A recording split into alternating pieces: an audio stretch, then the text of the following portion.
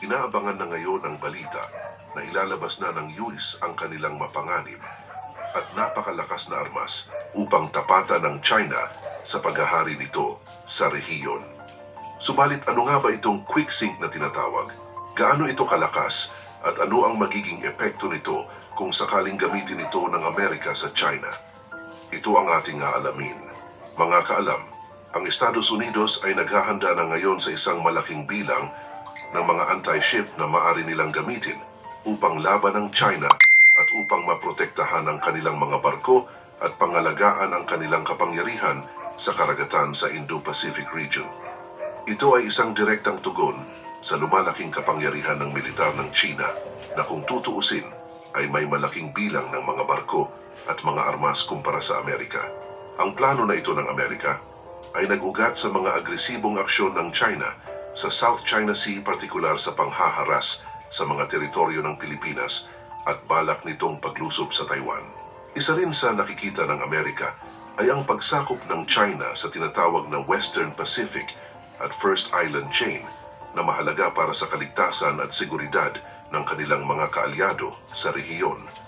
Ang mga ginagawang anti-ship ng Amerika ay pulido at mas malakas kumpara sa bilang ng mga anti-ship ng China.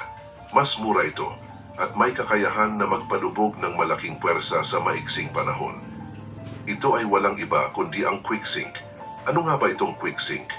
Ang quick sync ay isang bagong sandata na kasalukuyang binuo ng militar ng Estados Unidos na naglalayong palakasin ang kanilang kakayahan sa pag-atake sa mga barko.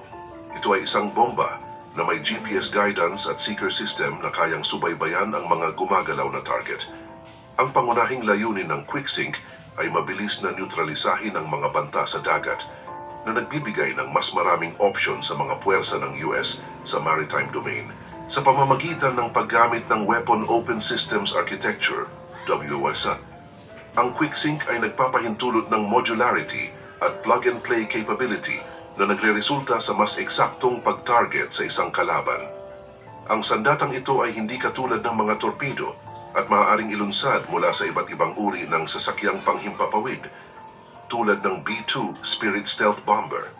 Ito ang makabagong armas na talagang dinedevelop ngayon ng Amerika.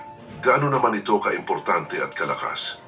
Mahalaga ito dahil sa halip na umasa lamang sa mga torpedo, sinusubukan ng Estados Unidos na magkaroon ng mga bagong paraan upang lumubog ang mga barko ng kalaban gamit ang mga armas na inilulunsad mula sa hangin. Ang proyekto ng quick sync ay naglalayong bumuo ng isang armas upang sirain ang mga barko gamit ang mga bomba na may gabay mula sa hangin. Sa ganitong paraan, hindi na kailangang magtago ang mga submarino at mas malaking lugar ang matatakpan. O di ba tiyak talagang manginginig ang China rito? Ang quick sync din ay dinisenyo upang maging mas abot kaya at nababaluktot, gamit ang mga bahagi mula sa iba't ibang mga manufacturer. Gayunpaman, mga kaalam, kahit na promising ang proyekto ng quick sync, may mga pagdududa kung ito ay sapat na para sa isang posibleng digmaan sa pagitan ng Estados Unidos at China. Ang pangunahing problema ay ang quick sync ay hindi isang standoff weapon.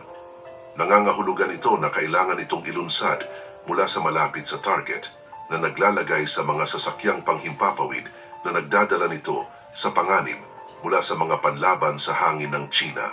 Bagamat may potensyal ang quick sync, hindi pa ito ganap na nasusubok sa isang tunay na labanan. Kailangan pa ring makita kung ito ay magiging epektibo laban sa modernong mga barko ng China. Sa kabila ng mga pagdududa, ang quick sync ay isang mahalagang hakbang sa pagsisikap ng Estados Unidos na mapalakas ang kanilang kakayahan sa pag-aatake sa dagat. Ang quick sync ay maaari rin magbigay ng isang bagong layer ng pagiging komplikado sa strategic equation sa pagitan ng Estados Unidos at China. Dati ang mga barkong pandigma ng China ay kailangang mag-ingat lamang sa mga banta mula sa mga aircraft carrier, surface combatant o submarines ng Estados Unidos. Ngunit ngayon, kailangan na nilang isaalang-alang ang banta ng mga bomber ng US Air Force na maaaring umabot sa halos lahat ng lugar sa mundo.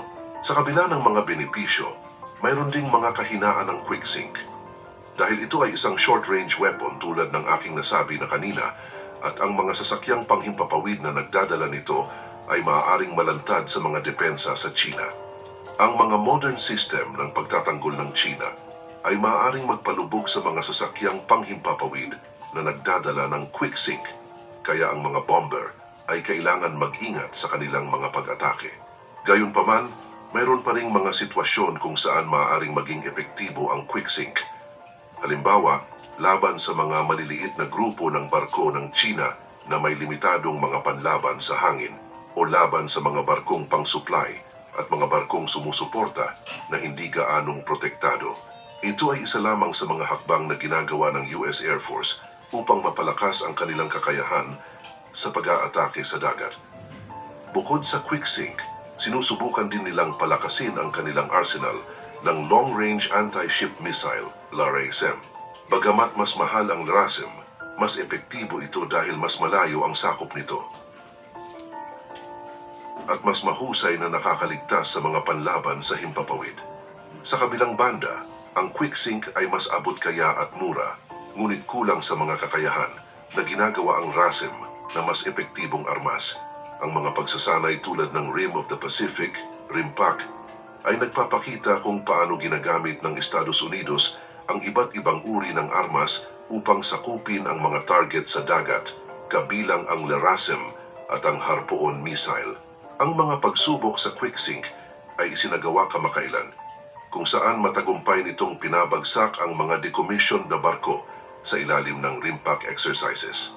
Ang kakayahang ito ay partikular na mahalaga sa konteksto ng lumalaking banta mula sa modernong hukbong dagat ng China. Bagamat, hindi pa rin magpapatalo ang China dahil maraming usapan tungkol sa mga advanced na anti-ship ballistic missiles ng bansa, tulad ng DF-21D at DF-26B na may sakop na hanggang 2,150 kilometers at 4,000 kilometers ayon sa pagkakabanggit, ay nagbabanta sa mga barkong pandigma na naglalayag sa Indo-Pacific region, partikular na ang mga nuclear-powered supercarriers ng US Navy.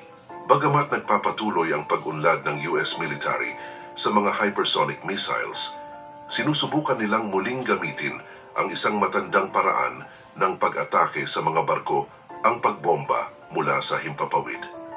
Old school kumbaga, dahil ito ay naging epektibo noong World War II nang malunod ang mga carrier ng Imperial Japanese Navy sa Pasipiko.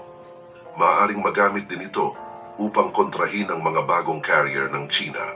Ang pagtutok ng US Air Force ay nagbago mula sa pakikipaglaban sa terorismo sa gitnang silangan patungo sa paghahanda para sa mga potensyal na labanan laban sa China at Russia. Ang mga proyekto tulad ng QuickSync at LRASM ay nagpapakita ng pagbabagong ito dahil nakatuon sila sa pagpapalakas ng mga kakayahan sa pag-atake sa dagat. Ang QuickSync ay nasa yugto pa rin ng pagsasanay. Ang pag-aaral ng US Air Force tungkol sa mga bagong armas para sa mga misyon sa dagat ay isang sinyalis ng pagbabago sa kanilang mga prioridad. Ang pagsalakay ng Russia sa Ukraine at ang tumataas na tensyon sa pagitan ng US at China ay nagpapakita ng pangangailangan para sa mga makapangyarihang armas na maaring gamitin sa mga potensyal na labanan sa dagat. Dahil sa posibilidad ng isang digmaan sa pagitan ng Estados Unidos at China sa Taiwan, ang US ay nagsisikap na dagdagan ang produksyon ng LRASM. Ang LRASM, na isang mas advanced na bersyon ng JASSM missile, ay ginawa sa parehong pabrika ng Lockheed Martin. Ngunit dahil sa limitadong pondo ng gobyerno, ang pagbili ng RASM sa malaking bilang ay mahal. Ang bawat RASM ay nagkakahalaga ng mahigit $3 milyong, kaya't hindi ito madaling bilhin ng maramihan. Plano ng US Air Force na bumili ng 115 RASM sa susunod na taon at 555 hanggang sa katapusan ng dekada. Ang eksperimentong armas na ito ay unang nasubukan ilang taon na ang nakalipas at pinakahuli ay sa 2 pagsubok noong Hulyo, isa sa isang serye ng mga pagsasanay na may live-fire drills sa baybayin ng Hawaii noong nakaraang buwan at isa pa sa Gulf of Mexico. Ang pagpapaunlad ng QuickSync ay nagpapakita ng pagbabago ng pokus ng militar ng US mula sa pakikipaglaban sa terorismo patungo sa paghahanda para sa potensyal na paghaharap sa mga kapangyarihan ng mundo tulad ng China at Russia. Ibig sabihin, quick sync ay maaring magbigay ng karagdagang kakayahan sa Estados Unidos, ngunit hindi pa rin ito isang perpektong solusyon sa paglaban sa mga banta ng China sa dagat. Ang paglalaban ay nangangailangan ng mas komplikadong mga diskarte at teknolohiya upang maging epektibo. Sa huli, mga kaalamang layunin ng QuickSync ay upang mabilis na maprotektahan ang mga mahahalagang lugar sa dagat sa buong mundo at magbigay ng mga bagong kakayahan sa mga umiiral at hinaharap na mga armas ng Estados Unidos. Ito ay napakalaking proyekto na maaring maging pantapat talaga sa China. Kapag nagtagumpay ito, tiyak mas lalong mahihirapan ng China na labanan ang Amerika sa hinaharap. Ikaw, ano ang reaksyon mo rito?